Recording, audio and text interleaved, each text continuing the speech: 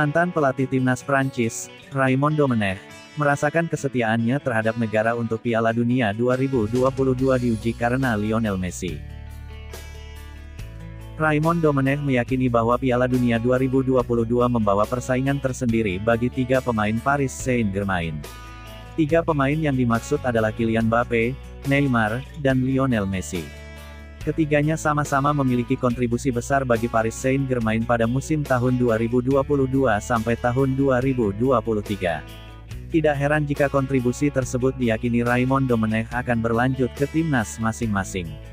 Sebagai orang Prancis, Domenech pun memberikan penilaian realistis terhadap ketiga pemain tersebut. Namun, pujian terbesar justru tidak dialamatkan Domenech ke Kylian Mbappe yang sama-sama berasal dari Prancis.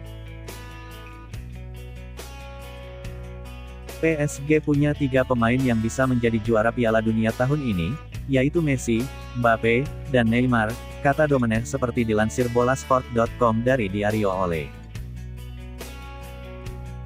Ketiganya bisa menang, tetapi Messi merupakan pemain terbaik saat ini, ucap Domenech menambahkan.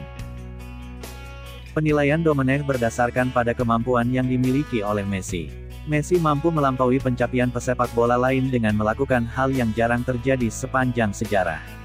Sang megabintang juga tengah dibekali oleh rekan setim yang mumpuni di timnas Argentina. Kemenangan Argentina pada Copa America 2021 semakin menguatkan posisi mereka jelang Piala Dunia 2022. Bagi Domenech, timnas Argentina akan bersaing ketat dengan timnas Brasil dan timnas Prancis untuk meraih gelar di Qatar. Prancis cukup diuntungkan dengan status juara bertahan, tetapi Domenech justru takut akan peluang mantan tim asuhannya. Argentina berpeluang bertemu dengan Prancis pada babak 16 besar, ujar Domenech. Bagi saya, hal ini merupakan masalah besar, kata pria berusia 70 tahun tersebut. Piala Dunia 2022 akan terasa spesial karena menjadi momen terakhir Messi berpartisipasi di ajang tersebut. Sebelum terbang ke Qatar, megabintang berusia 35 tahun itu telah mengonfirmasi hal tersebut. Tidak heran jika sejumlah pihak menjagokan Messi menjuarai Piala Dunia 2022 demi penutupan karir yang sempurna.